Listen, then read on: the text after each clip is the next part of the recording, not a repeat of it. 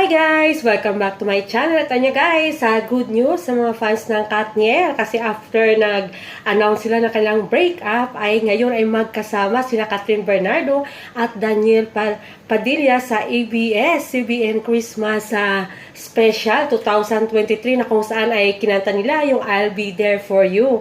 At ayun nga, kung nakita nyo marami yung kinilig at nagsisigaw kasi diba alam naman natin na talagang controversial itong breakup ng dalawang 11 years na magkasintahan at syempre alam naman natin kung ano yung dahilan at sino yung may kasalanan, pero syempre talagang hindi maipagkakaila, talagang may kilig pa rin yung Katniel kahit na sabing break na sila. Kaya ayun, talagang tuwang-tuwa yung mga Katniel fans at syempre hindi madaling mag-move on sa 11 years at malay natin baka magkabalikan pa sila. Kaya isang good news sa mga Katniel ang kanilang appearance after na kanilang break up. Ayun, yun ang mga update na sa yan. Thank you for watching. Keep safe. Bye!